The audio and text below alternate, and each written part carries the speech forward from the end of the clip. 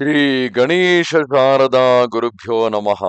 ರಾಮಾಯ ರಾಮಭದ್ರಾಯ ರಾಮಚಂದ್ರಾಯ ವೇದಸೆ ರಘುನಾಥಾಯ ನಾಥಾಯ ಸೀತಾಯ ಪತಗೆ ನಮಃ.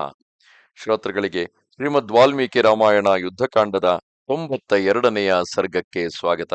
ಹಿಂದಿನ ಅಧ್ಯಾಯದಲ್ಲಿ ಇಂದ್ರಜಿತುವನ್ನು ಗೆದ್ದು ವಿಜಯಿಯಾಗಿ ಮರಳಿ ಬಂದ ಅಮ್ಮನಾದ ಲಕ್ಷ್ಮಣನನ್ನು ಶ್ರೀರಾಮನು ಅತ್ಯಂತ ಹರ್ಷದಿಂದ ಸ್ವಾಗತಿಸುತ್ತಾನೆ. ಆತನನ್ನು ಒಪ್ಪಿಕೊಂಡು ಆತನ ನೆತ್ತಿಯನ್ನು ಮೂಸಿ, ನಿನ್ನ ಸಹಾಯದಿಂದ ಇನ್ನೇನು ನಾನು ರಾವಣನನ್ನು ಗೆಲ್ಲುವುದು ಕಷ್ಟವಾಗುವುದಿಲ್ಲ, ನಾನು ಯುದ್ಧದಲ್ಲಿ ವಿಜಯಿಯಾಗುತ್ತೇನೆಂದು ಹರ್ಷಿಸುತ್ತಾನೆ.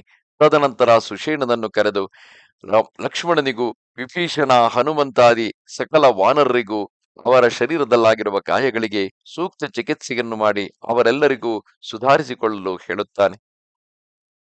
ತತಃ ಪೌಲಸ್ತ್ಯ ಸಚಿವಾ ಶ್ರುತ್ವಾ ಚೇಂದ್ರಜಿತೋ ವಧಂ ಅಚಚಕ್ಷುರಭಿಜ್ಞಾಯ ದಶಗ್ರೀವಾಯ ಸತ್ವರಾಹ. ರಾವಣನ ಮಂತ್ರಿಗಳು ಇಂದ್ರಜಿತುವಿನ ವಧೆಯ ಸಮಾಚಾರವನ್ನು ಕೇಳಿ ಸ್ವತಃ ಪ್ರತ್ಯಕ್ಷ ನೋಡಿ ನಿಶ್ಚಯಿಸಿಕೊಂಡು ದಶಮುಖ ರಾವಣನ ಬಳಿಗೆ ಹೋಗಿ ಎಲ್ಲ ವೃತ್ತಾಂತವನ್ನು ತಿಳಿಸಿದರು. ಯುದ್ಧೇ ಹತೋ ಮಹಾರಾಜ ಲಕ್ಷ್ಮಣೇನ ತವಾತ್ಮಜಃ ವಿಭೀಷಣ ಸಹಾಯೇನ ಮಿಷತಾಂ ನೋ ಮಹಾದ್ಯುತಿ. ಮಹಾರಾಜರೇ, ಯುದ್ಧದಲ್ಲಿ ವಿಭೀಷಣನ ಸಹಾಯ ಪಡೆದು ಲಕ್ಷ್ಮಣನು ನಿಮ್ಮ ಮಹಾ ತೇಜಸ್ವಿ ಪುತ್ರನನ್ನು ನಮ್ಮ ಸೈನಿಕರು ನೋಡುತ್ತಿರುವಂತೆಯೇ ಕೊಂದು ಹಾಕಿದನು. ಶೂರಶೂರೇಣ ಸಂಗಮ್ಯ ಸಂಯುಗೇಶ್ವಪರಾಜಿತಃ ಲಕ್ಷ್ಮಣೇನ ಹತಃ ಶೂರ ಪುತ್ರಸ್ತೆ ವಿಭುದೇಂದ್ರಜಿತ್ ಗತಃ ಸ ಪರಮಾಂ ಲೋಕಾನ್ ಶರೈ ಸಂತರ್ಶ್ಯ ಲಕ್ಷ್ಮಣಂ. ದೇವೇಂದ್ರನನ್ನು ಸೋಲಿಸಿದ ಮೊದಲು ಯುದ್ಧದಲ್ಲಿ ಎಂದೂ ಪರಾಜಯವಾಗದ ಆ ಶೂರ ನಿಮ್ಮ ಪುತ್ರ ಇಂದ್ರಜಿತನು ಶೌರ್ಯ ಸಂಪನ್ನ ಲಕ್ಷ್ಮಣನೊಂದಿಗೆ ಕಾದಾಡಿ ಅವನಿಂದ ಹತನಾದನು. ಅವನು ತನ್ನ ಉತ್ತಮ ಬಾಣಗಳಿಂದ ಲಕ್ಷ್ಮಣನನ್ನು ಪೂರ್ಣ ತೃಪ್ತಿಗೊಳಿಸಿ ಉತ್ತಮ ಲೋಕಕ್ಕೆ ತೆರಳಿದನು. ಸತಂ ಪ್ರತಿಭಯಂ ಶತ್ವಾ ವಧಂ ಪುತ್ರಸ್ಯ ದಾರುಣಂ ಘೋರಮಿಂದ್ರಜಿತ ಸಂಖ್ಯೆ ಕಶ್ವಲಂ ಪ್ರಾವಿಶನ್ ಮಹತ. ಯುದ್ಧದಲ್ಲಿ ತನ್ನ ಪುತ್ರ ಇಂದ್ರಜಿತನ ಭಯಾನಕ ವಧೆಯ ಘೋರ ಮತ್ತು ದಾರುಣವಾದ ಸಮಾಚಾರ ಕೇಳಿ ರಾವಣನಿಗೆ ಮೂರ್ಛೆ ಉಂಟಾಯಿತು. ಉಪಲಭ್ಯ ಚಿರಾತ್ ಸಂಜ್ಞಾಂ ರಾಜ ರಾಕ್ಷಸ ಪುಂಗವಃ ಪುತ್ರ ಶೋಕಾಕುಲೋ ದೀನೋ ವಿಲಲಾಪಾಕುಲೇಂದ್ರಿಯಃ. ಎಷ್ಟೋ ಹೊತ್ತಿನಲ್ಲಿ ಎಚ್ಚರಗೊಂಡ ರಾಕ್ಷಸ ಶ್ರೇಷ್ಠ ರಾವಣನು ಪುತ್ರ ಶೋಕದಿಂದ ವ್ಯಾಕುಲನಾಗಿ ಎಲ್ಲ ಇಂದ್ರಿಯಗಳು ಶಿಥಿಲವಾಗಿ ದೀನತೆಯಿಂದ ವಿಲಾಪಿಸತೊಡಗಿದನು. ಆ ರಾಕ್ಷಸ ಚಮೋ ಮುಖ್ಯ ಮಮ ವತ್ಸ ಮಹಾಬಲ ದಿತ್ವೇಂದ್ರ ಕಥಮಧ್ಯತ್ವಂ ಲಕ್ಷ್ಮಣಸ್ಯ ವಶಂ ಗತಃ. ರಾಕ್ಷಸ ಸೇನಾ ಪ್ರಮುಖನೇ, ಮಹಾಬಲನೇ, ಅಯ್ಯೋ ಮಗನೇ, ನೀನಾದರೂ ಮೊದಲು ಇಂದ್ರನನ್ನು ಜಯಿಸಿದ್ದೆ. ಹಾಗಿರುವಾಗ ಇಂದು ಹುಲು ಮಾನವ ಲಕ್ಷ್ಮಣನಿಗೆ ಹೇಗೆ ವಶನಾದೆ? ನನು ತ್ವಮಿಷುಭಿ ಕ್ರುದ್ಧೋ ಭಿನ್ಭಿಂದ್ಯಾ ಕಾಲಾಂತಕಾವಪಿ ಮಂದರಸ್ಯಾಪಿ ಶೃಂಗಾಣಿ ಕಿಂ ಪುನರ್ಲಕ್ಷ್ಮಣಯುಧಿ. ಮಗನೇ, ನೀನು ಕುಪಿತನಾದಾಗ ಬಾಣಗಳಿಂದ ಕುಲ ಮತ್ತು ಅಂತಕನನ್ನು ಸೀಳಿ ಹಾಕುತ್ತಿದ್ದೆ. ಮಂದರಾಚಲದ ಶಿಖರಗಳನ್ನು ಪುಡಿ ಪುಡಿ ಮಾಡಿಬಿಡುತ್ತಿದ್ದೆ. ಹಾಗಿರುವಾಗ ಯುದ್ಧದಲ್ಲಿ ಲಕ್ಷ್ಮಣನನ್ನು ಸಂಹರಿಸುವುದು ನಿನಗೆ ಯಾವ ದೊಡ್ಡ ವಿಷಯವಾಗಿತ್ತು? ಅದ್ಯ ವೈವಸ್ವತೋ ರಾಜ ಭೂಯೋ ಬಹುಮತೋ ಮಮ ಏನಾದ್ಯತ್ವಂ ಮಹಾಬಾಹೋ ಸಂಯುಕ್ತ ಕಾಲಧರ್ಮಣ. ಮಹಾಬಾಹು, ಸೂರ್ಯಪುತ್ರ ಯಮನೇ ನನಗಿಂತ ಹೆಚ್ಚು ಪ್ರಭಾವಶಾಲಿ ಎಂದು ನಾನು ಭಾವಿಸುತ್ತೇನೆ. ಅವನು ನಿನ್ನನ್ನೂ ಕೂಡ ಕಾಲಧರ್ಮನೊಡನೆ ಸಂಯುಕ್ತಗೊಳಿಸಿದನಲ್ಲ. ಏಷ ಪಂಥಾ ಸುಯೋಧಾನಾಂ ಸರ್ವಾಮರಗಣೇಶ್ವಪಿ ಯಃ ಕೃತೆ ಹನ್ಯತೆ ಭರ್ತ ಸಪುಮಾನ್ ಸ್ವರ್ಗಮೃಚ್ಛತಿ. ತನ್ನ ಸ್ವಾಮಿಗಾಗಿ ಯುದ್ಧದಲ್ಲಿ ಮಡಿಯುವವನು ಸ್ವರ್ಗಲೋಕಕ್ಕೆ ಹೋಗುತ್ತಾನೆ. ಮಾನವ, ರಾಕ್ಷಸ, ದೇವತೆಗಳಿಗೆ ಇದೇ ರಾಜಮಾರ್ಗವಾಗಿದೆ. ಅದ್ಯ ದೇವಗಣ ಸರ್ವೇ ಲೋಕಪಾಲ ಮಹರ್ಷಯಃ ಹತಮಿಂದ್ರಜಿತಂ ಶ್ರುತ್ವಾ ಸುಖಂ ಸ್ವಪ್ಸ್ಯಂತೆ ನಿರ್ಭಯಾ. ಸಮಸ್ತ ದೇವತೆಗಳು, ಲೋಕಪಾಲಕರು ಹಾಗೂ ಮಹರ್ಷಿಗಳು ಇಂದು ಇಂದ್ರಜಿತುವು ಹತನಾದುದನ್ನು ಕೇಳಿ ನಿರ್ಭಯವಾಗಿ ನಿದ್ದೆ ಮಾಡುವರು. ಅದ್ಯ ಲೋಕಾಸ್ತ್ರಯಸ್ಕೃತ್ಸ್ನಾ ಪೃಥಿವೀ ಚ ಸಕಾನನ ಏಕೇನೇಂದ್ರಜಿತಾ ಹೀನಾ ಶೂನ್ಯೇವ ಪ್ರತಿಭಾತಿ ಮೇ. ಒಬ್ಬ ಇಂದ್ರಜಿತನು ಇಲ್ಲದಿರುವುದರಿಂದ ಇಂದು ನನಗೆ 3 ಲೋಕಗಳು ಕಾನನಗಳ ಸಹಿತ ಇಡೀ ಪೃಥಿವಿಯು ಬರಿದಾಗಿ ಕಾಣುತ್ತಿದೆ. ಅದ್ಯ ನೈರತ ಕನ್ಯಾನಾಂ ಶ್ರೋಷ್ಯಾಮ್ಯಂತಃ ಪುರೇರವಂ ಕರೇಣು ಸಂಘಸ್ಯ ಯಥಾ ನಿನಾದಂ ಗಿರಿಗಹ್ವರೆ. ಗಜರಾಜನು ಸತ್ತು ಹೋದಾಗ ಹೆಣ್ಣಾನೆಗಳ ಆರ್ತನಾದ ಪರ್ವತದ ಕಂದರಗಳಲ್ಲಿ ಕೇಳಿಬರುವಂತೆಯೇ ಇಂದು ಅಂತಃಪುರದಲ್ಲಿನ ರಾಕ್ಷಸರ ಕನ್ಯೆಯರ ಕರುಣಾಕ್ರಂದನ ನನಗೆ ಕೇಳಿಬಂದಿತು. ಯೌವರಾಜ್ಯಂಚ ಲಂಕಾಂಚ ರಕ್ಷಾಂಸಿ ಚ ಪರಂತಪ ಮಾತರಂ ಮಾಂ ಚ ಭಾರ್ಯಾಶ್ಚ ಕ್ವಗತೋಸಿ ವಿಹಾಯನಃ.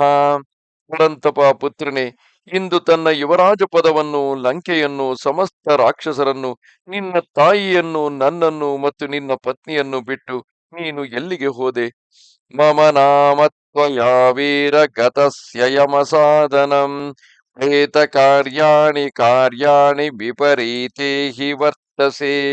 ವೀರನೇ, ನಾನು ಮೊದಲು ಯಮಲೋಕಕ್ಕೆ ಹೋಗಿ ನೀನು ಇಲ್ಲಿದ್ದು, ಅಂದರೆ ತಾನು ಮೊದಲು ಯಮಲೋಕಕ್ಕೆ ಹೋಗಿ ನೀವು ಇಂದ್ರಜಿತುವು ಇಲ್ಲಿದ್ದು ಪ್ರೇತ ಕಾರ್ಯವನ್ನು ಮಾಡಬೇಕಾಗಿತ್ತು. ಆದರೆ ನೀನೇ ನನಗಿಂತ ಮೊದಲು ಹೊರಟು ಹೋಗಿ ನಾನು ನಿನ್ನ ಔರ್ತ್ವ ದೇಹಕ ಕಾರ್ಯ ಮಾಡಬೇಕಾಯಿತಲ್ಲ. ಸತ್ವಂ ಜೀವತಿ ಸುಗ್ರೀವೇ ಲಕ್ಷ್ಮಣೇ ಚ ಸರಾಘವೇ ಮಮ ಶಲ್ಯಮನುಧೃತ್ಯ ಕ್ವಗತೋಸಿ ವಿಹಾಯನಃ. ಅಯ್ಯೋ, ರಾಮ, ಲಕ್ಷ್ಮಣ ಮತ್ತು ಸುಗ್ರೀವ ಇನ್ನೂ ಬದುಕಿದ್ದಾರಲ್ಲ. ಇಂತಹ ಪರಿಸ್ಥಿತಿಯಲ್ಲಿ ನನ್ನ ಹೃದಯದ ಮುಳ್ಳನ್ನು ನೀನು ಕೀಳದೆಯೇ ಎಲ್ಲಿಗೆ ಹೊರಟು ಹೋದೆ? ಏವಮಾದಿ ವಿಲಾಪಾರ್ಥಂ ರಾವಣಂ ರಾಕ್ಷಸಾಧಿಪಂ ಅವಿವೇಶ ಮಹಾನ್ ಕೋಪ ವ್ಯಸನ ಸಂಭವ. ಹೀಗೆ ಆರ್ತನಾಗಿ ವಿಲಾಪಿಸುತ್ತಿರುವ ರಾಕ್ಷಸರಾಜ ರಾವಣನ ಹೃದಯದಲ್ಲಿ ಪುತ್ರ ವಧೆಯ ಸ್ಮರಣೆಯಾಗಿ ಮಹಾಕ್ರೋಧದ ಆವೇಶ ಉಂಟಾಯಿತು. ಪ್ರಕೃತ್ಯಾ ಕೋಪನಂ ಖೇನಂ ಪುತ್ರಸ್ಯ ಪುನರಾಧಯ ದೀಪ್ತಂ ಸಂದೀಪಯಾಮಾಸುರ್ಘರ್ಮೇರ್ಕಮಿವ ಅಶ್ಮಯಃ. ಅವನು ಸ್ವಭಾವದಿಂದಲೇ ಕ್ರೋಧಿಯಾಗಿದ್ದನು. ಇನ್ನೊಂದು ಪುತ್ರನ ಚಿಂತೆಯಿಂದ ಉತ್ತೇತವಾಗಿದ್ದನು. ಗ್ರೀಷ್ಮ ಋತುವಿನಲ್ಲಿ ಸೂರ್ಯ ಕಿರಣಗಳನ್ನು ಇನ್ನೂ ಪ್ರಚಂಡವಾಗಿಸುವಂತೆ ಉರಿಯುತ್ತಿರುವವನನ್ನು ಅದು ಇನ್ನೂ ಸುಡತೊಡಗಿತು. ಲಲಾಟೆ ಭ್ರುಕುಟಿಭಿಶ್ಚ ಸಂಗತಾಭಿರ್ವ್ಯರೋಚತ ಯುಗಾಂತೆ ಸಹ ನಕ್ರೈಸ್ತು ಮಹೋರ್ಮಿಭಿರಿವೋದಧಿ. ಹುಬ್ಬೇರಿಸಿದ ಅವನು ಪ್ರಳಯ ಕಾಲದಲ್ಲಿ ಮೊಸಳೆ ಮತ್ತು ದೊಡ್ಡ ದೊಡ್ಡ ಅಲೆಗಳಿಂದ ಶೋಭಿಸುವ ಮಹಾಸಾಗರದಂತೆ ಸುಶೋಭಿತನಾಗಿದ್ದನು. ಕೋಪಾದ್ವಿಜೃಂಭಮಾಣಸ್ಯ ವಕ್ರಾದ್ವ್ಯಕ್ತಮಿವ ಜ್ವಲನ್ ಉತ್ಪಪಾತ ಸಧೂಮಾಗ್ನಿರ್ವೃತ್ರಸ್ಯ ವದನಾದಿವ. ವೃತ್ರಾಸುರನ ಬಾಯಿಯಿಂದ ಹೊಗೆಯಿಂದ ಕೂಡಿದ ಅಗ್ನಿಯು ಹೊರಹೊಮ್ಮುವಂತೆ ಕೋಪದಿಂದ ಆಕಳಿಸುತ್ತಿದ್ದ ರಾವಣನ ಬಾಯಿಯಿಂದ ಹೊಗೆಯುಕ್ತ ಅಗ್ನಿಯು ಹೊರಹೊಮ್ಮತೊಡಗಿತು. ಸಪುತ್ರವಧ ಸಂತಪ್ತ ಶೂರ ಕ್ರೋಧವಶಂ ಗತಃ ತಮೀಕ್ಷ್ಯ ರಾವಣೋ ಬುದ್ಧ್ಯಾ ವೈದೇಶ್ಯಾರೋಚಯದ್ವಧಂ.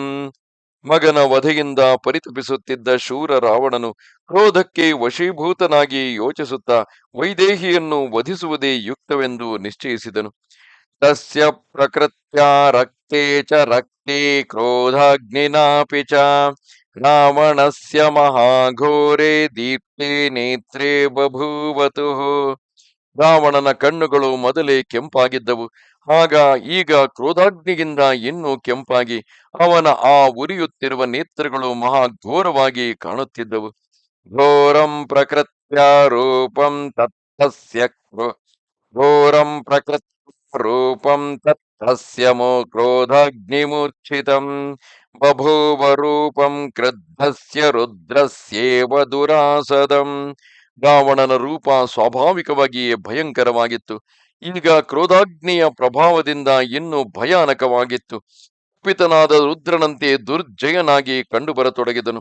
ತಸ್ಯ ಕ್ರುದ್ಧಸ್ಯ ನೇತ್ರಾಭ್ಯಾಂ ಪಾಪತನ್ನಶ್ರುಬಿಂದವಃ ದೀಪ್ತಾಭ್ಯಾಮಿವ ದೀಪಾಭ್ಯಾಂ ಸಾರ್ಚಿಷ ಸ್ನೇಹ ಬಿಂದವಃ. ಉರಿಯುವ ದೀಪದಿಂದ ಎಣ್ಣೆಯ ತೊಟ್ಟುಗಳು ಬೀಳುವಂತೆ ಕ್ರೋಧಗೊಂಡ ಆ ನಿಶಾಚರನ ಕಣ್ಣುಗಳಿಂದ ಕಣ್ಣೀರಿನ ಬಿಂದುಗಳು ಉದುರುತ್ತಿದ್ದವು. ದಂತಾನ್ ವಿದಶತಸ್ತಸ್ಯ ಶ್ರೂಯತೆ ದಶನಸ್ವನಃ ಯಂತ್ರಸ್ಯಾಕರ್ಷ್ಯಮಾಣಸ್ಯ ಮತ್ಮಥೋ ದಾನವೈರಿವ. ಆಗ ಅವನು ಹಲ್ಲು ಕಡಿಯುವಾಗ ಅದರ ಕಟಕಟ ಶಬ್ದ ಕೇಳಿಬರುತ್ತಿತ್ತು. ಅದು ಸಮುದ್ರ ಮಂಥನದ ಸಮಯ ದಾನವರಿಂದ ಎಳೆಯಲ್ಪಟ್ಟ ಕಡೆಗೋಲಾದ ಮಂದರಾಚಲದ ಧ್ವನಿಯಂತೆ ಅನಿಸುತ್ತಿತ್ತು.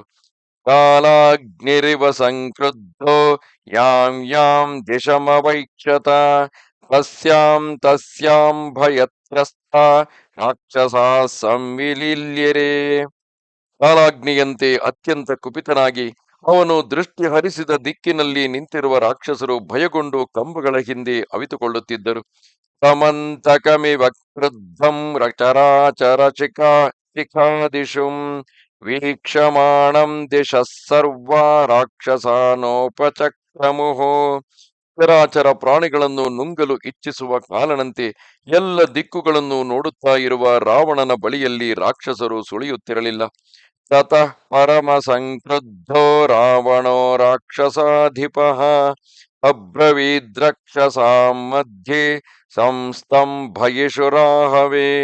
ಆಗ ಅತ್ಯಂತ ಕುಪಿತನಾದ ರಾವಣೇಶ್ವರನು ಯುದ್ಧದಲ್ಲಿ ರಾಕ್ಷಸನನ್ನು ನೇಮಿಸಲು ಅವರ ನಡುವೆ ನಿಂತು ಹೇಳಿದನು. ಮಯಾ ವರ್ಷ ಸಹಸ್ರಾಣಿ ಚರಿತ್ವಾ ಪರಮಂ ತಪಃ ಯೇಷು ತೇಷ್ವವಕಾಶೇಷು ಸ್ವಯಂಭೂ ಪರಿತೋಷಿತಃ. ನಿಶಾಚರರೇ, ನಾನು ಸಾವಿರಾರು ವರ್ಷ ತಪಸ್ಸು ಮಾಡಿ ಸ್ವಯಂಭೂ ಬ್ರಹ್ಮದೇವರನ್ನು ಒಲಿಸಿಕೊಂಡಿದ್ದೆ. ತಸ್ಯೈವ ತಪಸೋ ವ್ಯುಷ್ಟ್ಯ ಪ್ರಸಾದ್ಯಾಸ್ತ ಸ್ವಯಂಭುವಃ ನಾಸುರೇಭ್ಯೋ ನ ದೇವೇಭ್ಯೋ ಭಯಂ ಮಮ ಕದಾಚನ. ಆ ತಪಸ್ಸಿನ ಫಲದಿಂದ ಬ್ರಹ್ಮದೇವರ ಕೃಪೆಯಿಂದ ನನಗೆ ದೇವತೆಗಳಿಂದ ಅಸುರರಿಂದ ಯಾವ ಭಯವೂ ಇರಲಿಲ್ಲ. ಕವಚಂ ಬ್ರಹ್ಮ ದತ್ತಂ ಮೇ ಯದಾದಿತ್ಯ ಸಮಪ್ರಭಂ ದೇವಾಸುರ ವಿಮರ್ದೇಶು ನ ಭಿನ್ನಂ ವಜ್ರಮುಷ್ಟಿಭಿಃ. ಬ್ರಹ್ಮದೇವರು ಕೊಟ್ಟಿರುವ ಸೂರ್ಯನಂತೆ ಹೊಳೆಯುವ ಕವಚ ನನ್ನ ಬಳಿ ಇದೆ. ದೇವಾಸುರರೊಡನೆ ನಡೆದ ಸಂಗ್ರಾಮದಲ್ಲಿ ಅದು ವಜ್ರಾಯುಧದಿಂದಲೂ ಪುಡಿಯಾಗಲಿಲ್ಲ. ತೇನ ಮಾಮದ್ಯ ಸಂಯುಕ್ತಂ ರಥಸ್ಥಮಿಹ ಸಂಯುಗೇ ಪ್ರತೀಯಾತ್ಕೋದ್ಯ ಮಾಮಾಜೌ ಸಾಕ್ಷಾದಪಿ ಪುರಂದರಃ. ಇಂದು ನಾನು ಯುದ್ಧಕ್ಕೆ ಸಿದ್ಧನಾಗಿ ರಥಾರೂಢನಾಗಿ ರಣರಂಗದಲ್ಲಿ ನಿಂತುಕೊಂಡರೆ ಯಾರು ತಾನೇ ನನ್ನ ಎದುರಿಗೆ ನಿಲ್ಲಬಲ್ಲನು? ಸಾಕ್ಷಾತ್ ಇಂದ್ರನು ಕೂಡ ನನ್ನೊಡನೆ ಯುದ್ಧ ಮಾಡಲು ಸಾಹಸವನ್ನು ಮಾಡಲಾರನು.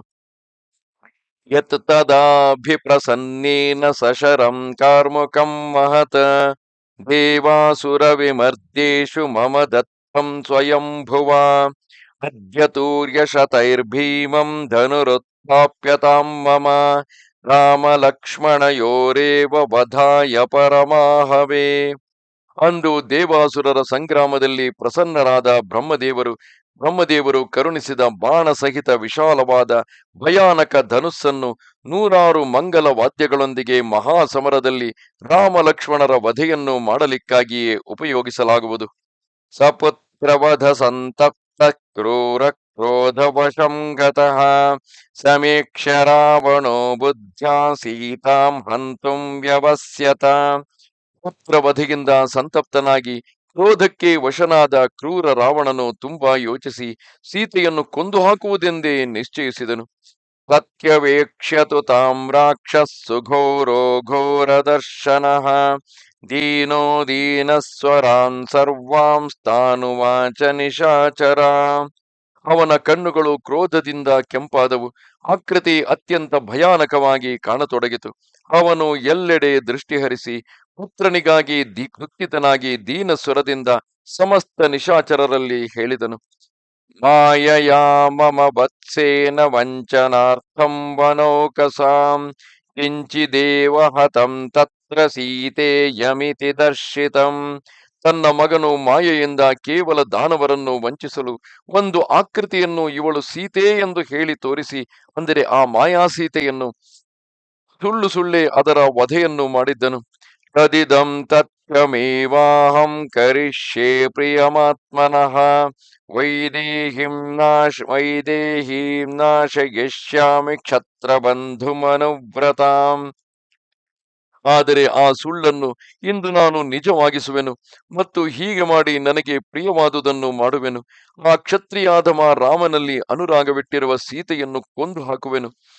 ಇತ್ಯೇವ ಮುಕ್ತ್ವಾ ಸಚಿವಾನ್ ಖಡ್ಗಮಾಶು ಪರಾಮೃಶತ ಉದ್ಧತ್ಯ ಗುಣ ಸಂಪನ್ನಂ ವಿಮಲಾಂಬರವರ್ಚಸಂ ನಿಷ್ಪಪಾತ ಸ ವೇಗೇನ ಸಭಾರ್ಯ ಸಚಿವೈರ್ವ್ರತಃ ರಾವಣ ಪುತ್ರ ಶೋಕೇನ ಭೃಶಮಾಕುಲಚೇತನಃ. ಮಂತ್ರಿಗಳಲ್ಲಿ ಹೀಗೆ ಹೇಳಿ ತತ್ಕ್ಷಣ ಉಚಿತವಾದ ಗುಣಗಳಿಂದ ಕೂಡಿದ ಆಕಾಶದಂತೆ ನಿರ್ಮಲ ಕಾಂತಿಯುಳ್ಳ ಖಡ್ಗವನ್ನು ಹೊರೆಯಿಂದ ತೆಗೆದು ಪತ್ನಿ ಮತ್ತು ಮಂತ್ರಿಗಳಿಂದ ಸುತ್ತುವರಿದ ರಾವಣನು ವೇಗದಿಂದ ಮುಂದುವರಿದನು. ಪುತ್ರ ಶೋಕದಿಂದ ಅವನ ಚೈತನ್ಯ ಉಡುಗಿ ಹೋದಂತೆ ಆಗಿತ್ತು. ಸಂಕ್ರುದ್ಧ ಖಡ್ಗಮಾದಾಯ ಸಹಸಾ ಯತ್ರ ಮೈಥಿಲಿ ಯಜಂತಂ ರಾಕ್ಷಸಂ ಪ್ರೇಕ್ಷ್ಯ ಸಿಂಹನಾದಂ ಪ್ರಚುಕ್ಷುಷುಃ. ಅವನು ಅತ್ಯಂತ ಕುಪಿತನಾಗಿ ಖಡ್ಗವನ್ನೆತ್ತಿಕೊಂಡು ಮಿಥಿಲೇಶ ಕುಮಾರಿ ಸೀತೆ ಇರುವಲ್ಲಿಗೆ ಹೋದನು. ಆ ಕಡೆಗೆ ಹೋಗುತ್ತಿರುವ ರಾಕ್ಷಸನನ್ನು ನೋಡಿ ಅವನ ಮಂತ್ರಿಗಳು ಸಿಂಹನಾದ ಮಾಡತೊಡಗಿದರು. ಊಚುಶ್ಚಾನ್ಯೋನ್ಯಮಾಲಿಂಗ್ಯ ಸಂಕ್ರುದ್ಧಂ ಪ್ರೇಕ್ಷ್ಯ ರಾಕ್ಷಸಂ ಅಧ್ಯೈನಂ ತಾವುಭೌ ದೃಷ್ಟ್ವಾ ಭ್ರಾತರೌ ಪ್ರವ್ಯಥಿಷ್ಯತಃ. ರೋಷಗೊಂಡ ರಾವಣನನ್ನು ನೋಡಿ ಅವರು ಪರಸ್ಪರ ಆಲಿಂಗಿಸಿಕೊಂಡು ನುಡಿದರು, ಇಂದು ಇದನ್ನು ನೋಡಿ ರಾಮ ಲಕ್ಷ್ಮಣರಿಬ್ಬರು ಸಹೋದರರು ವ್ಯಥಿತರಾಗುವರು. ಲೋಕಪಾಲಾಹಿ ಚತ್ವಾರ ಕ್ರುದ್ಧೇನಾನೇನ ನಿರ್ಜಿತಾಃ ಬಹವಃ ಶತ್ರವಶ್ಚಾಸ್ಯೈ ಸಂಯುಗೇಷ್ವಭಿಪಾದಿತಾಃ. ಏಕೆಂದರೆ ಕುಪಿತನಾದಾಗ ಈ ರಾಕ್ಷಸನು ಇಂದ್ರಾದಿ 4 ಲೋಕಪಾಲಕರನ್ನು ಗೆದ್ದುಕೊಂಡಿದ್ದನು ಹಾಗೂ ಇತರ ಅನೇಕ ಶತ್ರುಗಳನ್ನು ಯುದ್ಧದಲ್ಲಿ ಕೊಂದು ಹಾಕಿದ್ದನು. ತ್ರಿಷು ಲೋಕೇಶು ರತ್ನಾನಿ ಭುಂಕ್ತೆ ಆಹೃತ್ಯ ರಾವಣಃ ವಿಕ್ರಮೇ ಚ ಬಲೇ ಚೈವ ನಾಸ್ತ್ಯಸ್ಯ ಸದೃಶೋ ಭುವಿ. 3 ಲೋಕಗಳಲ್ಲಿ ಇರುವ ರತ್ನಭೂತ ಪದಾರ್ಥಗಳೆಲ್ಲವನ್ನೂ ತಂದು ರಾವಣನು ಭೋಗಿಸುತ್ತಿದ್ದಾನೆ.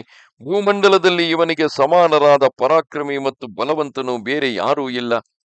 ಯೇಷಾಂ ಸಂಜಲ್ಪಮಾನಾನಾಂ ಅಶೋಕವನಿಕಾಂ ಗತಾಂ ಅಭಿದುದ್ರಾವ ವೈದೇಹೀಂ ರಾವಣ ಕ್ರೋಧಮೂರ್ಛಿತಃ. ಅವರು ಹೀಗೆ ಮಾತನಾಡುತ್ತಿರುವಾಗ ಕ್ರೋಧದಿಂದ ಬುದ್ಧಿಗೆಟ್ಟಿದ್ದ ರಾವಣನು ಅಶೋಕವನದಲ್ಲಿ ಇದ್ದ ವೈದೇಹಿಯನ್ನು ವಧಿಸಲು ಧಾವಿಸಿದನು. ವಾಯುರ್ಮಾಣ ಸುಸಂಕ್ರುದ್ಧ ಸುಹೃದ್ದಿರ್ಹಿತಬುದ್ಧಿಭಿಃ ಅಭ್ಯಧಾವತ ಸಂಕ್ರುದ್ಧ ಶೀಘ್ರಹೋ ರೋಹಿಣೀಮಿವ. ಅವನ ಹಿತವನ್ನು ಮಾಡುವ ಸುಹೃದರು ರೋಷಗೊಂಡ ರಾವಣನನ್ನು ತಡೆಯಲು ಪ್ರಯತ್ನಿಸುತ್ತಿದ್ದರೂ ಕೂಡ ಅವನು ಅತ್ಯಂತ ಕುಪಿತನಾಗಿ ಆಕಾಶದಲ್ಲಿ ರೋಹಿಣಿ ನಕ್ಷತ್ರವನ್ನು ಆಕ್ರಮಿಸುವ ಕ್ರೂರ ಗ್ರಹದಂತೆ ಸೀತೆಯ ಕಡೆಗೆ ಓಡಿದನು. ಮೈಥಿಲೀ ಕ್ಷಮಾಣಾತು ರಾಕ್ಷಸೀಭಿರನಿಂದಿತ ದದರ್ಶ ರಾಕ್ಷಸಂ ಕ್ರುದ್ಧಂ ನಿಸ್ತ್ರಿಂಶವರಧಾರಿಣಂ ತಂ ನಿಶಮ್ಯ ಸುನಿಸ್ತ್ರಿಂಶಂ ವ್ಯಥಿತಾ ಜನಕಾತ್ಮಜ ನಿವಾರ್ಯಮಾಣಂ ಬಹುಶಃ ಸುಹೃದ್ಭಿರನಿವರ್ತಿನಂ. ರಾಕ್ಷಸಿಯರಿಂದ ರಕ್ಷಿಸಲ್ಪಡುತ್ತಿದ್ದ ಅನಿಂದ್ಯಳಾದ ಜಾನಕಿಯು ಕ್ರುದ್ಧನಾದ ರಾವಣನು ಕತ್ತಿಯನ್ನೆತ್ತಿಕೊಂಡು ಬರುತ್ತಿರುವುದನ್ನು ನೋಡಿದಳು. ಹಿತೈಷಿಗಳು ತಡೆಯುತ್ತಿದ್ದರೂ ಮುನ್ನುಗ್ಗಿ ಬರುತ್ತಿರುವ ರಾವಣನನ್ನು ನೋಡಿ ಜನಕ ನಂದಿನಿಯ ಮನಸ್ಸಿನಲ್ಲಿ ಬಹಳ ವ್ಯಥೆ ಉಂಟಾಯಿತು. ಸೀತಾ ದುಃಖ ಸಮಾವಿಷ್ಟ ವಿಲಪಂತೀದಮಬ್ರವೀತ್ ಯಥಾಯಂ ಮಾಮಭಿಕ್ರುದ್ಧ ಸಮಭಿದ್ರವತಿ ಸ್ವಯಂ ವಧಿಷ್ಯತಿ ಸನಾಥಂ ಅನಾಥಮಿವ ದುರ್ಮತಿ. ಸೀತೆಯು ದುಃಖದಲ್ಲಿ ಮುಳುಗಿ ವಿಲಾಪಿಸುತ್ತಾ ಅಂದುಕೊಂಡಳು, ಈ ದುರ್ಬುದ್ಧಿಯ ರಾಕ್ಷಸನು ಕುಪಿತನಾಗಿ ನನ್ನ ಕಡೆಗೆ ಬರುತ್ತಿರುವುದನ್ನು ನೋಡಿದರೆ ಇವನು ಸನಾಥೆಯಾದ ನನ್ನನ್ನು ಅನಾಥಳಂತೆ ಕೊಂದು ಬಿಡುವನೋ ಎಂದು ಅನಿಸುತ್ತಿದೆ. ಬಹುಶಶ್ಚೋದಯಾಮಾಸ ಭರ್ತಾರಂ ಮಾಮನುವ್ರತಾಂ ಭಾರ್ಯಾ ಮಮ ಭವಸ್ವೇತಿ ಪ್ರತ್ಯಾಖ್ಯಾತೋ ಧ್ರುವಂ ಮಯಾ. ಪತಿಪರಾಯಣೆಯಾದ ನನ್ನನ್ನು ಈ ದುಷ್ಟನು ಹಲವು ಬಾರಿ ನನ್ನ ಪತ್ನಿಯಾಗೆಂದು ಪ್ರಚೋದಿಸಿದ್ದನು. ಆಗ ನಾನು ಸಾಧ್ಯವಿಲ್ಲ ಎಂದು ನಿರಾಕರಿಸಿಬಿಟ್ಟಿದ್ದೆ. ಸೋಯಂ ಮಾಮನುಪಸ್ಥಾನೇ ವ್ಯಕ್ತಂ ನೈರಾಶ್ಯಮಾಗತಃ ಕ್ರೋಧಮೋಹ ಸಮಾವಿಷ್ಟೋ ವ್ಯಕ್ತಂ ಮಾಂ ಹಂತು ಮುದ್ಯತಃ. ನಾನು ಈ ರೀತಿ ನಿರಾಕರಿಸಿದಾಗ ನಿಶ್ಚಯವಾಗಿ ನಿರಾಶನಾಗಿ ಇವನು ಕ್ರೋಧಗೊಂಡು ಮೋಹವಶನಾಗಿ ಖಂಡಿತವಾಗಿ ನನ್ನನ್ನು ಕೊಲ್ಲಲೆಂದೇ ಹೊರಟಿರುವನು. ಅಥವಾತೌ ನರವ್ಯಾಘ್ರೌ ಭ್ರಾತರೌ ರಾಮಲಕ್ಷ್ಮಣೌ ಮನ್ನಿಮಿತ್ತಮನಾರ್ಯೇಣ ಸಮರೇದ್ಯ ನಿಪಾತಿತೌ. ಅಥವಾ ಈ ನೀಚನು ಇಂದು ಸಮರಾಂಗಣದಲ್ಲಿ ನನ್ನ ಕಾರಣದಿಂದಲೇ ಇಬ್ಬರು ಪುರುಷ ಸಿಂಹರಾದ ರಾಮಲಕ್ಷ್ಮಣರನ್ನು ಕೊಂದು ಹಾಕುವನೋ ಏನೋ. ಭೈರವೋ ಹಿ ಮಹಾನ್ನಾದೋ ರಾಕ್ಷಸಾನಾಂ ಶ್ರುತೋ ಮಯಾ ಬಹೂನಾಮಿವ ಹೃಷ್ಟಾನಾಂ ತಥಾ ವಿಕ್ರೋಶತಾಂ ಪ್ರಿಯಂ. ಏಕೆಂದರೆ ಈಗ ನಾನು ರಾಕ್ಷಸರ ಭಯಂಕರ ಸಿಂಹನಾದವನ್ನು ಕೇಳಿದೆ. ಹರ್ಷಗೊಂಡ ಅನೇಕ ನಿಶಾಚರರು ತಮ್ಮ ಪ್ರಿಯ ಜನರನ್ನು ಕರೆಯುತ್ತಿದ್ದಾರೆ. ಅಹೋ ದಿಗ್ಮನ್ನಿಮಿತ್ತೋಯಂ ವಿನಾಶೋ ರಾಜಪುತ್ರಯೋಃ ಅಥವಾ ಪುತ್ರಶೋಕೇನ ಆಹತ್ವಾ ರಾಮಲಕ್ಷ್ಮಣೋ ವಿಧಮಿಷ್ಯತಿ ಮಾಂ ರೌದ್ರೋ ರಾಕ್ಷಸ ಪಾಪ ನಿಶ್ಚಯ. ಅಯ್ಯೋ, ನನ್ನ ಕಾರಣದಿಂದ ಆ ರಾಜಕುಮಾರರ ವಿನಾಶವಾದರೆ ನನಗೆ ಧಿಕ್ಕಾರವಿರಲಿ. ಅಥವಾ ಪಾಪಪೂರ್ಣ ವಿಚಾರವುಳ್ಳ ಆ ಭಯಂಕರ ರಾಕ್ಷಸನು ಪುತ್ರ ಶೋಕದಿಂದ ಸಂತಪ್ತನಾಗಿ ಶ್ರೀರಾಮಲಕ್ಷ್ಮಣರನ್ನು ಕೊಲ್ಲಲಾರದೆ ನನ್ನನ್ನು ಕೊಲ್ಲಲು ಬಂದಿರುವ ಸಾಧ್ಯತೆ ಇದೆ. ಹನುಮಂತಸ್ತು ತದ್ವಾಕ್ಯಂ ನ ಕೃತಂ ಕ್ಷುದ್ರಯಾ ಮಯಾ ಯದ್ಯಹಂ ತಸ್ಯ ಪೃಷ್ಠೇನ ತದಾ ಸಮನಿರ್ಜಿತಾ ನಾದ್ಯೈವ ಮನುಶೋಚೇಯಂ ಭರ್ತುರಂಕಗತಾ ಸತಿ. ಕ್ಷುದ್ರ ಬುದ್ಧಿಯವಳಾದ ನಾನು ಹನುಮಂತನು ಅಂದು ಹೇಳಿದ ಮಾತನ್ನು ಕೇಳಲಿಲ್ಲ. ಶ್ರೀರಾಮನು ರಾವಣನನ್ನು ಜಯಿಸಿ ನನ್ನನ್ನು ಕರೆದುಕೊಂಡು ಹೋಗದಿದ್ದರೂ ಚಿಂತೆಯಿಲ್ಲವೆಂದು ನಿರ್ಧರಿಸಿ ಹನುಮಂತನ ಬೆನ್ನ ಮೇಲೆ ಕುಳಿತು ಹೋಗಿದ್ದರೆ ಈಗ ಈ ಪರಿಯಲ್ಲಿ ಶೋಕ ಪಡಬೇಕಾಗಿಯೂ ಇರಲಿಲ್ಲ. ಈಗಾಗಲೇ ನಾನು ನನ್ನ ಪ್ರಿಯತಮನ ತೊಡೆಯನ್ನು ಸೇರಿಬಿಟ್ಟಿರುತ್ತಿದ್ದೆ. ಮನ್ಯೇತು ಹೃದಯಂ ತಸ್ಯಾಃ ಕೌಸಲ್ಯಾಯಾಃ ಫಲಿಷ್ಯತಿ ಏಕಪುತ್ರ ಯದಾ ಪುತ್ರಂ ವಿನಷ್ಟಂ ಶ್ರೋಷ್ಯತೆ ಯುಧಿ. ಒಬ್ಬನೇ ಮಗನನ್ನು ಹೊಂದಿರುವ ಕೌಸಲ್ಯ ಏನಾದರೂ ಯುದ್ಧದಲ್ಲಿ ತನ್ನ ಪುತ್ರನ ವಿನಾಶವನ್ನು ಕೇಳಿದರೆ ಆಕೆಯ ಹೃದಯ ಒಡೆದು ಹೋದೀತೆಂದು ನಾನು ತಿಳಿಯುತ್ತೇನೆ. ಇಲ್ಲಿ ಸೀತೆಯ ವಿಲಾಪವನ್ನು ಕೇಳುವಾಗಲೂ ಕೂಡ ಮನುಷ್ಯ ಮಾತ್ರರಂತೆಯೇ ಸೀತೆಯು ವಿಲಪಿಸುತ್ತಿರುವಳಲ್ಲ, ಈಕೆಯನ್ನು ನಾವು ತಾಯಿ ಎಂದು ಪೂಜಿಸುವೆವಲ್ಲ ಎಂಬ ಶಂಕೆ ಬೇಡ. ನೆನಪಿರಲಿ, ಆಕೆ ಮನುಷ್ಯರಿಗಾಗಿಯೇ ಇಷ್ಟೆಲ್ಲ ನಾಟಕವಾಡುತ್ತಿರುವುದು. ಮನುಷ್ಯ ಮಾತ್ರದವರು ಯಾವ ರೀತಿ ವಿಲಪಿಸುತ್ತಾರೆ, ಯಾವ ರೀತಿಯೆಲ್ಲ ಯೋಚಿಸುತ್ತಾರೆ. ಅಂದು ತಾನು ಯೋಗ್ಯವಾದ ಪತಿವ್ರತೆಗೆ ಯೋಗ್ಯವಾದ ಮಾತನ್ನೇ ಹೇಳಿದರು. ಹನುಮಂತನನ್ನು ಸೇವಕನಾದ ದಾಸನಾದ ಹನುಮಂತನನ್ನು ಕೂಡ ತಾನು ಪರಪುರುಷನೆಂದೇ ಭಾವಿಸಿ ಆತನನ್ನು ಸ್ಪರ್ಶಿಸುವುದಿಲ್ಲವೆಂದು ಸೀತಾಮಾತೆ ಹೇಳಿದ ಉಜ್ವಲವಾದ ಮಾತು, ಹಾಗೂ ಶ್ರೀರಾಮನೇ ಬಂದು ರಾವಣನನ್ನು ಕೊಂದು ತಾನು ತನ್ನನ್ನು ಪಡೆದುಕೊಂಡರೆ ಅದು ಯೋಗ್ಯವಾದುದು ಎಂದು ಹೇಳಿದ ವೀರ ಪತ್ನಿಯ ಮಾತುಗಳು ಸುಳ್ಳಲ್ಲ. ಆದರೆ ದುಃಖಕ್ಕೆ ಒಳಗಾದಾಗ, ವ್ಯಕ್ತಿಯೊಬ್ಬ ವಿಷಾದ ಭಯಕ್ಕೆ ಒಳಗಾದಾಗ ಯಾವ ರೀತಿಯಲ್ಲಿ ವರ್ತಿಸುತ್ತಾನೆ, ಯಾವ ರೀತಿಯೆಲ್ಲ ಚಿಂತಿಸುತ್ತಾನೆ ಎಂಬುದನ್ನೇ ಇಲ್ಲಿ ಸೀತೆ ಮತ್ತು ರಾಮ ಇಬ್ಬರು ನಮಗಾಗಿ ತೋರಿಸಿಕೊಡುತ್ತಿರುವರು. ಸಾಹಿ ಜನ್ಮ ಚ ಬಾಲ್ಯಂಚ ಯೌವನಂಚ ಮಹಾತ್ಮನಃ ಧರ್ಮ ಕಾರ್ಯಾಣಿ ರೂಪಂಚ ರುದಂತೆ ಸಂಸ್ಮರಿಷ್ಯತಿ.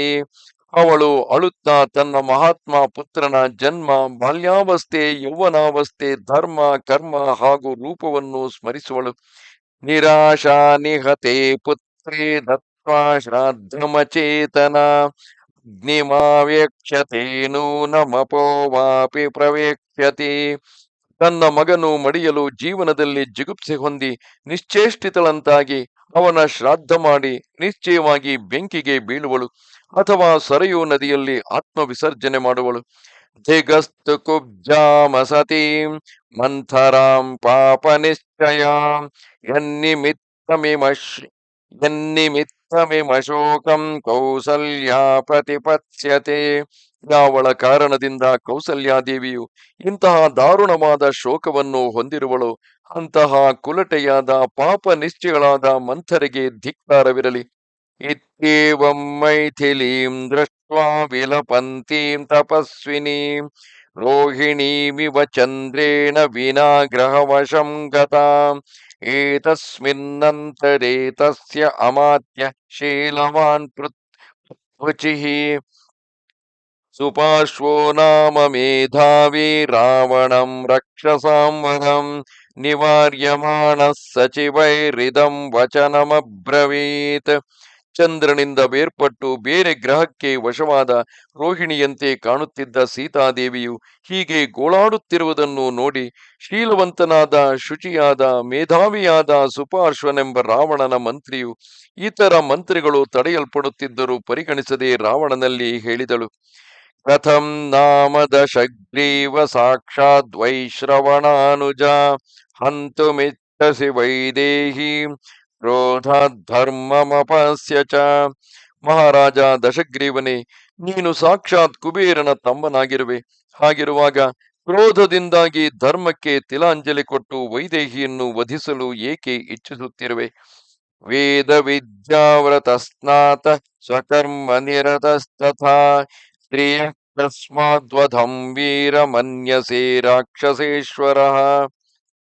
ವೀರ ರಾಕ್ಷಸರಾಜನೇ, ನೀನು ವಿಧಿವತ್ತಾಗಿ ಬ್ರಹ್ಮಚರ್ಯವನ್ನು ಪಾಲಿಸುತ್ತಾ ಪೂರ್ಣ ವೇದಾಧ್ಯಯನ ಮಾಡಿ ಸ್ನಾತಕನಾಗಿ ಗುರುಕುಲದಿಂದ ಬಂದಿರುವೆ. ಅಂದಿನಿಂದ ಸದಾ ತನ್ನ ಕರ್ತವ್ಯ ಪಾಲನೆಯಲ್ಲಿ ತೊಡಗಿದ್ದರು ಇಂದು ಒಂದು ಸ್ತ್ರೀಯನ್ನು ವಧಿಸುವುದು ನೀನು ಹೇಗೆ ಸರಿ ಎಂದು ತಿಳಿಯುತ್ತಿರುವೆ. ಇಲ್ಲಿ ಸುಪಾರ್ಶ್ವನು ರಾವಣನನ್ನು ಸ್ತ್ರೀಲೋನ ಸಾಕು ಪರಸ್ತ್ರೀಯರಲ್ಲಿ ವ್ಯಾಮೋಹವನ್ನೇ ಹೊಂದಿರುವಂತಹ ರಾವಣನನ್ನು ಬ್ರಹ್ಮಚರ್ಯ ವ್ರತವನ್ನು ಪಾಲಿಸುವುದು ಎಂದರೇನು? ಮಹಾಭಾರತದಲ್ಲಿ ಮುಂದೆ ಕೃಷ್ಣನಿಗೂ ಕೂಡ ಅದೆಷ್ಟೋ ಬಾರಿ ಸ್ತ್ರೀಲೋಲನಾಗಿದ್ದರೂ ಬ್ರಹ್ಮಚರ್ಯ ವ್ರತವನ್ನು ಪಾಲಿಸುತ್ತಿರುವವನು ಎಂದು ಹೇಳುತ್ತಾರೆ. ಬ್ರಹ್ಮಚರ್ಯ ವ್ರತದ ವಿಚಾರವೇ ಭರತ ಭೂಮಿಯಲ್ಲಿ ವಿಭಿನ್ನವಾಗಿರುತ್ತದೆ. ನೆನಪಿರಲಿ, ರಾವಣನು ತಾನು ಸ್ತ್ರೀಲೋಲನಾಗಿರಬಹುದು ಹಾಗೂ ಆತ ಪರಸ್ತ್ರೀಯರನ್ನು ಅಪಹರಿಸುತ್ತಲೂ ಇರಬಹುದು. ಇಲ್ಲಿ ರಾವಣನನ್ನು ಕೃಷ್ಣನನ್ನು ಜೊತೆಗೆ ತಂದಿದ್ದೇನೆಂದು ಕೋಪಗೊಳ್ಳುವುದು ಬೇಡ. ಆದರೆ ಇಲ್ಲಿ ಬ್ರಹ್ಮಚರ್ಯೆಯು ಭಿನ್ನ ಭಿನ್ನವಾಗಿ ಪರಿಗಣಿಸಲ್ಪಡುತ್ತದೆ. ಸ್ವತಃ ಬ್ರಹ್ಮಚಾರಿಯಾಗಿ ವಿದ್ಯಾ ಅಂದರೆ ಗುರುಕುಲದಲ್ಲಿ ಅಧ್ಯಯನ ಮಾಡುತ್ತಿರುವ ವ್ಯಕ್ತಿ ತಾನು ಇನ್ನು ವಿವಾಹವಾಗದೇ ಇರುವುದರಿಂದ ಯಾವ ಸ್ತ್ರೀಯ ಸಂಘವನ್ನು ಮಾಡದೇ ಇರುವುದು ಬ್ರಹ್ಮಚರ್ಯವೆಂದು ಭಾವಿಸಲ್ಪಡುತ್ತದೆ. ಅದೇ ರೀತಿಯಾಗಿ ಅದೇ ಬ್ರಹ್ಮಚರ್ಯವನ್ನು ತಾನು ಮುಂದೆಯೂ ಮುಂದುವರಿಸಿ ಆತ ಗೃಹಸ್ಥಾಶ್ರಮವನ್ನೇ ಆಶ್ರಯಿಸದೆ ಹಾಗೆಯೇ ಬ್ರಹ್ಮಚಾರಿಯಾಗಿಯೇ ಅಂದರೆ ಆತ ಯಾವ ಸ್ತ್ರೀಯನ್ನು ವಿವಾಹವಾಗದೆಯೇ ಸ್ತ್ರೀ ಸಂಘವನ್ನು ಮಾಡದೆಯೇ ಉಳಿದುಕೊಂಡರೆ ಅದನ್ನು ನೈಷ್ಠಿಕ ಬ್ರಹ್ಮಚರ್ಯವೆಂದೇ ಭಾವಿಸಲಾಗುತ್ತದೆ.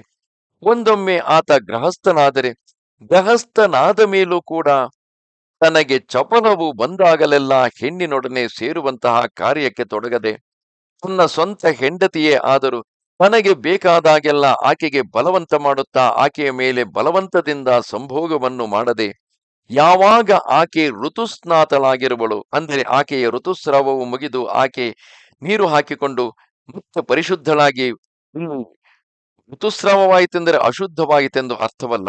ಆ ಸಂದರ್ಭದಲ್ಲಿ ಪ್ರಕೃತಿ ಸ್ವರೂಪಳಾದ ಆಕೆಯ ದೇಹದಿಂದ ರಕ್ತ ಮಾಂಸಗಳು ಹರಿದು ಹೋಗುತ್ತಿರುವುದರಿಂದ ಆಕೆ ಅಶಕ್ತಳಾಗಿರುತ್ತಾಳೆ.